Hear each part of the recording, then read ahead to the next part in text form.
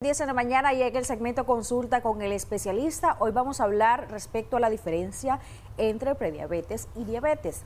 ¿Cómo usted puede diferenciarlo? ¿Realmente existe el término prediabetes? Vamos a conversar del tema con nuestro especialista, el médico diabetólogo Javier Bravo. Bienvenido, doctor. Gracias por acompañarnos en este tema tan interesante, porque yo le decía antes de entrar al aire, hay muchos que consideran, no, o sos diabético o no sos diabético, la prediabetes no existe, pero realmente sí existe, sí se considera a alguien prediabético y no diabético.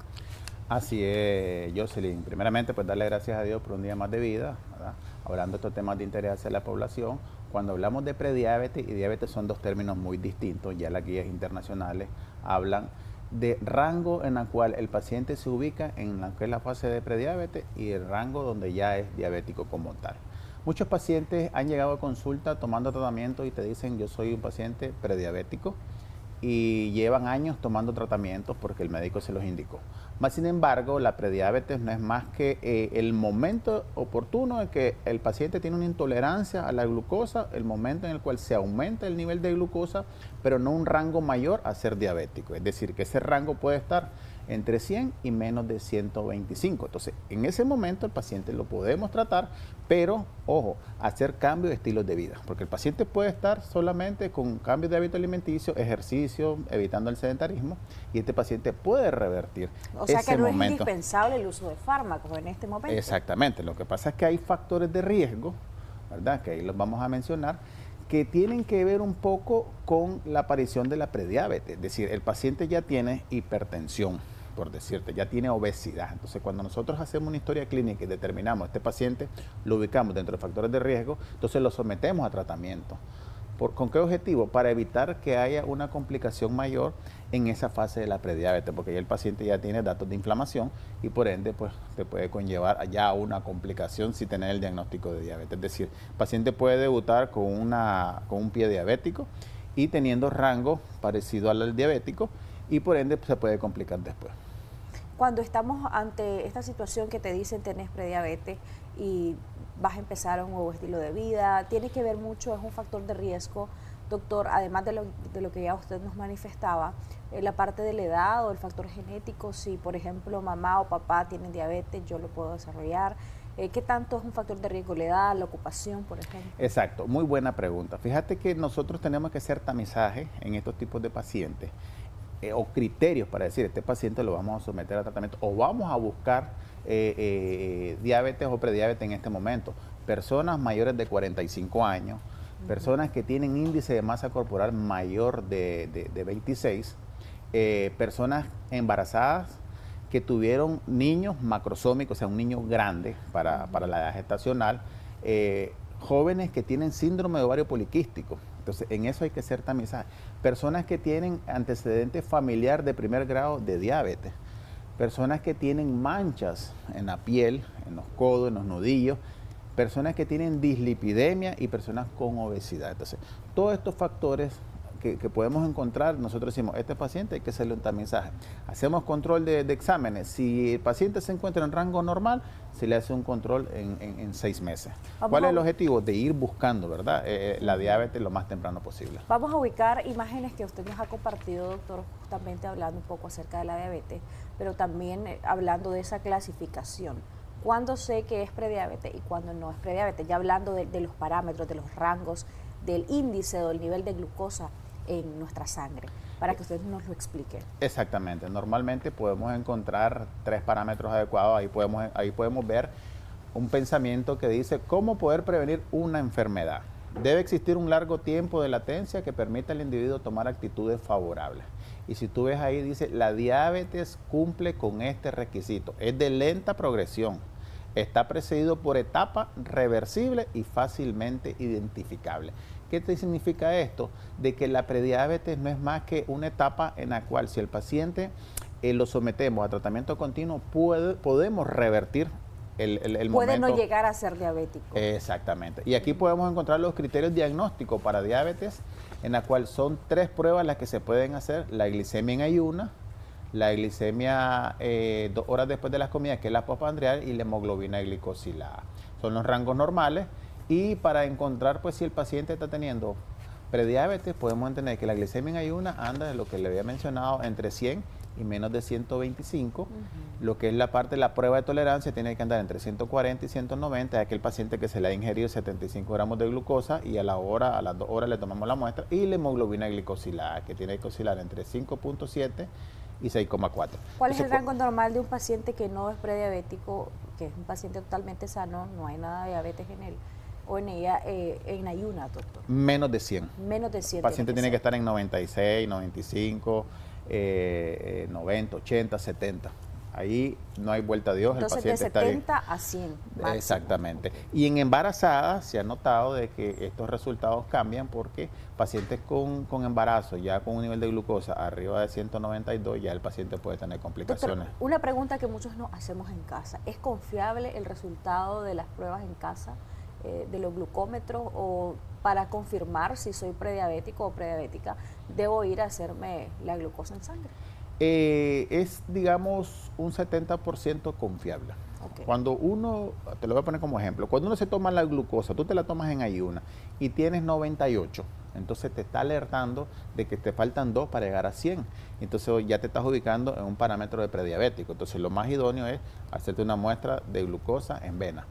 Pero si en ayuna el aparato te arroja 130, entonces te está alertando de que o estás en prediabetes o sos diabética, ¿verdad? Normalmente los aparatos, hay una diferencia en cuanto a la glucosa venosa de 10 a 15 miligramos de glucosa. Entonces, es más que todo comparativo. Por ejemplo, un paciente que se tome la glucosa y en ayuno le sale 300, entonces probablemente ese paciente sea diabético, ya marcó el aparato. Pero no vamos a decir que es exacto como tal, pero sí por lo menos orienta un poco al paciente cuando es diabético, para saber más o menos los niveles. Y para descubrirlo se puede utilizar perfectamente el glucómetro, ¿verdad? Con ese objetivo, para identificar lo más antes posible lo que es la parte de la prediabetes. ¿Por qué te digo esto, Jocelyn? Porque hay pacientes que se complican en ese momento. Hay pacientes que tienen alteraciones metabólicas, alteraciones gastrointestinales, alteraciones cardíacas, como podemos ver ahí, lo que es la parte del aumento de peso, lo que decía, los marcadores inflamatorios. El paciente, aparentemente nosotros solo vemos por fuera aquel paciente que ha aumentado la barriguita, aquel paciente que ha aumentado lo que es la parte de los brazos, las piernas, y más que todo internamente todo eso se está aumentando también. Paciente que se le aumentan los lípidos, hay deterioro de la función renal, la función cardíaca. Y lo que más temen los pacientes diabéticos es lo que es la parte de la retinopatía, que es quedar ciegos. Muchos pacientes, tú sabes que hemos hablado de esto, de que dicen que la insulina es que los deja ciegos, y que si me pongo la insulina es porque ya estoy en etapa terminal, y no es más que una descompensación de la diabetes continuamente que te puede llevar a este tipo de complicaciones. Hay comentarios, doctor. Quiero recordar a nuestra audiencia que puede participar mediante sus comentarios en nuestra transmisión en Facebook. Nos encuentra como Canal 10 Nicaragua y también como Noticiero Acción 10. Buenos días, me gustaría preguntarle al doctor sobre cuál es lo normal del azúcar en una niña de 12 años. Pregunto porque ella tiene síntomas de diabetes y casi toda mi familia es diabética. A mi hija se le ha bajado hasta 38 y 40. ¿Esto es normal? No es normal, es una glucosa bastante baja. Normalmente tiene que estar, como decimos, menos de 100, ¿verdad? Ya a ese nivel pues habría que tomar en cuenta, porque recordemos que la diabetes te puede dar en hiperglicemia y también te puede dar en hipoglicemia. Hay pacientes que son diabéticos pero solamente en hipoglicemia, totalmente se le bajan porque hay un defecto. Pero eso es sumamente peligroso. Exactamente. Habría que valorar lo que es la parte de la clínica con el laboratorio. ¿Y ella la debe ver pediatría o un diabetólogo? Las dos cosas, la ve el pediatra y de la manera ve interdisciplinaria, entonces. Exactamente. Ok, vamos a leer más comentarios. Doctor, usted decía, mientras vamos a buscar otros comentarios en nuestra otra página, usted decía que cuando estamos ante un diagnóstico de prediabetes se puede retroceder y no llegar a ser diabético con un cambio de estilo de vida. Normalmente, ¿qué implica ese cambio de estilo de vida? El paciente se le hace una buena historia clínica, determinamos cuáles son los factores de riesgo que lo está conllevando a la enfermedad, determinamos si el paciente está haciendo ejercicio, determinamos si el paciente está tomando hábitos tóxicos como el cigarrillo, el fumado, y se valora lo que es la parte de la alimentación. Cuando hablamos de cambio de estilo de vida, engloba todos esos factores, lo que el ejercicio, la alimentación y los hábitos tóxicos. De tal manera que si el paciente suprime todos esos factores de riesgo, el paciente puede revertir la enfermedad inmediatamente, puede bajar de peso inclusive, de tal manera que sus niveles de glucosa vayan normalizándose. Porque desgraciadamente con solo el aumento de peso, el paciente abre puerta para varias complicaciones de hipertensión, de dislipidemia, de diabetes, de artritis, de asma, de problemas intestinales y al final hasta de eventos cardiovasculares. Entonces, simplemente con subir de peso, entonces lo ideal sería revertir eso en un tiempo determinado, no más de 3 meses. Más comentarios, doctor. Nos dice un caballero que nos está sintonizando. Buenos días, tengo 33 años y mi peso es de 300 libras. En mi familia todos son diabéticos. ¿Qué puedo hacer? Imagínate, eso es un claro ejemplo de lo que estamos hablando, obviamente. Porque indistintamente de la altura, 300 libras es un peso. Exactamente, entonces lo ideal que sería en este paciente es someterlo a pruebas diagnósticas para determinar si está con el evento. Ya tiene el sobrepeso, ya tiene el antecedente familiar, probablemente ya tenga prehipertensión, probablemente tenga dislipidemia, entonces lo ideal sería valorarlo y determinar realmente en qué etapa lo podemos ubicar, si en la prediabetes o básicamente ya en el diagnóstico de la diabetes. Y el problema de esto, yo sé que muchos pacientes tienen temor. El temor, saben que están con el sobrepeso, saben que tienen antecedentes familiares, saben que pueden tener la diabetes, pero no buscan atención. Por el miedo a que le digan, sos diabético. Tener que quitarle todo lo que en un momento dado le gusta comer, pero lo puede consumir con el tiempo. Lo único que hay que saber, básicamente, alimentarse. Ok, cuando hablamos de esa alimentación, doctor, y de la posibilidad de revertir la prediabetes, ¿qué tan rápido puede ser? Usted decía que es bastante rápido en realidad, pero no se puede hacer solo, porque también si se le baja demasiado el azúcar puede ser mortal. Exactamente. Ahí, como te decías al inicio, hacemos un manejo multidisciplinario, lo que entra en juego aquí la nutricionista principalmente, ¿verdad? Nosotros como diabetólogos le tratamos de someterlo a tratamiento continuo, le explicamos cuáles son los valores que debemos encontrar. Es obligatorio este paciente tener su glucómetro. ¿Qué puede comer y qué no? ¿Qué puede comer en menor cantidad o mayor Exactamente. cantidad? Normalmente casi la mayoría de pacientes ingieren muchos carbohidratos y muchos azúcares. La mayoría. Después, cuando uno le habla de hábitos alimenticios, al final te salen diciendo, doctor, es que solo sacaste voy a comer. Eso es lo que me va a recetar o solo verduras. Y realmente puede comer variado, ¿me entiendes? Pero el detalle es que el paciente a veces no se ubica en el contexto en el que está. Sabe que está haciendo mal y lo sigue haciendo. Es decir, no bebo gaseosa, pero sí compro un jugo. No bebo jugo, pero sí bebo un fresco. Y si me bebo un fresco, me lo bebo simple, le echo un poquito de agua y todavía, con azúcar, le echo un poquito de agua y se vuelve más simple y así no me afecta. Entonces, lo está haciendo continuamente, que al final se deteriora el mismo. A veces te dicen, bueno, tomate una soda, tienen esta creencia, tomate una soda y si te tomas una soda de 12 onzas, por ejemplo, te tomas un vaso con agua con la misma cantidad, las mismas 12 onzas, y eso va a diluirla y no te va a afectar. ¿Mito o realidad? Ese es un mito, obviamente, porque al final todo se revuelve en el estómago, independientemente que esté bebiendo. Todo entra al cuerpo. Exactamente, sí. La cantidad concentrada es la misma, lo único que con mayor agua. Entonces, obviamente, no es conveniente. Todas las bebidas, como le digo a mis pacientes, todas las bebidas que usted puede ver en un freezer, no las debe ingerir, porque son alimentos carbonatados, alimentos que realmente destruyen al paciente diabético. La bebida oficial, como se lo he dicho a muchos pacientes, es el agua.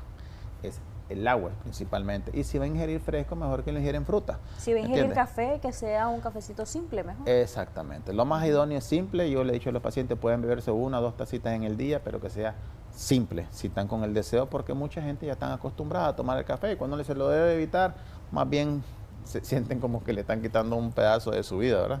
Entonces lo ideal sería negociar con el paciente qué es lo que puede ingerir, qué es lo que no, qué es lo que le puede causar daño y que se chequee su glucosa, ¿verdad? Porque muchos pacientes abusan en las comidas y no se chequean la glucosa y ahí es donde se complican. ¿Esa prediabetes, doctor, durante el embarazo también es reversible? Fíjate que el embarazo podríamos tomarlo en cuenta como un factor de riesgo a desarrollar diabetes. Es decir, el embarazo sería como una prediabetes en una mujer.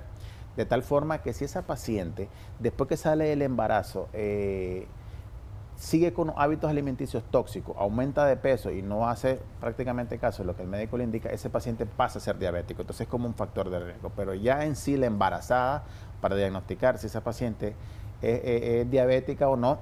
Ahí la clasificamos como diabetes pregestacional, que estamos hablando de aquel paciente que ya tiene la enfermedad y salió embarazada. Y la diabetes gestacional, que propiamente se le aumentó el nivel de glucosa durante el embarazo. Y están determinadas por semanas de gestación. ¿Ya? De acuerdo a las semanas de gestación, se le da el diagnóstico a la paciente en ese momento. Es decir, que muchos pacientes quieren salir panzona o salen de manera accidental, pero ya tienen la diabetes, ¿verdad? Entonces, en el momento que están, se le descubren.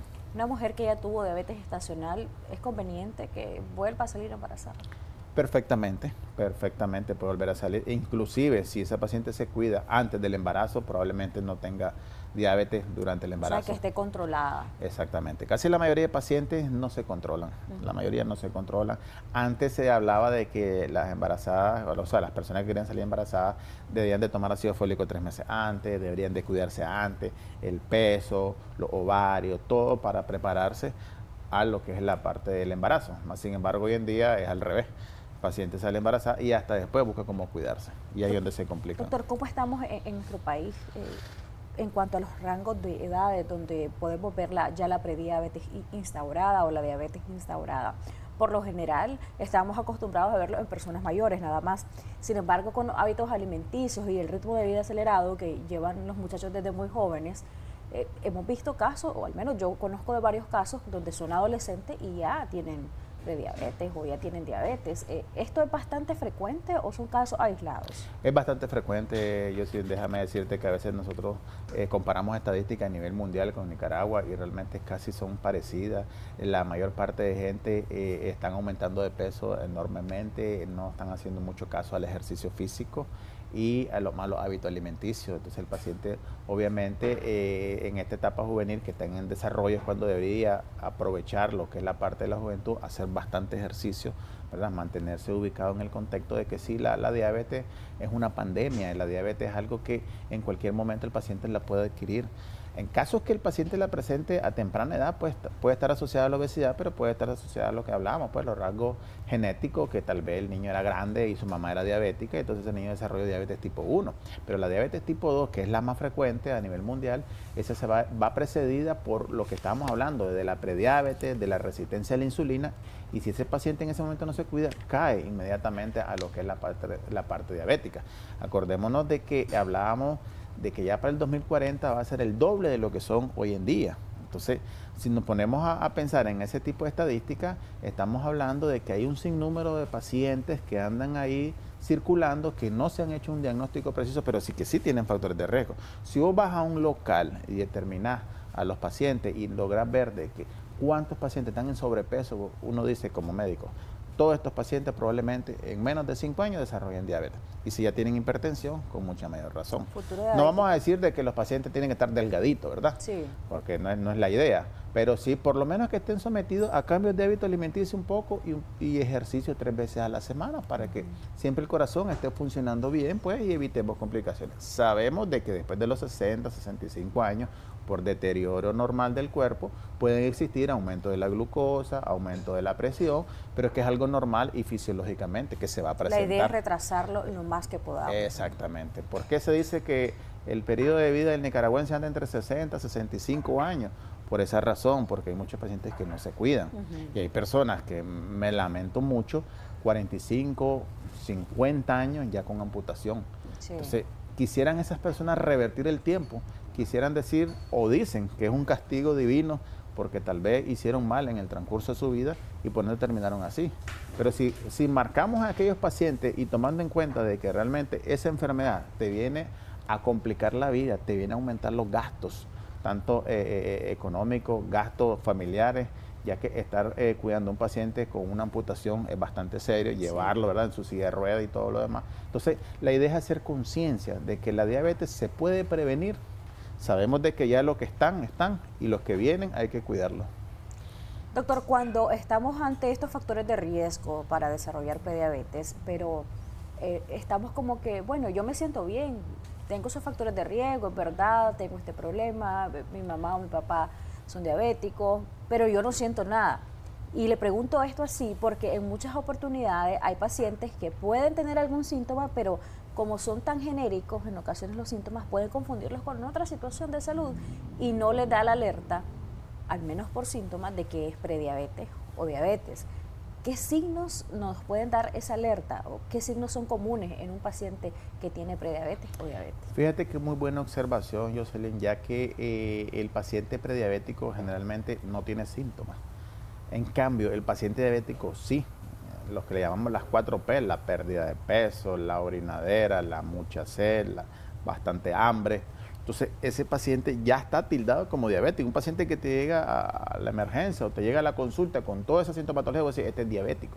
En cambio, el paciente prediabético normalmente solo nos dirigimos a los factores de riesgo. Un paciente que te llegue con un cuellito bastante oscuro, con las nudillos oscuras, este paciente es sospecha de prediabetes.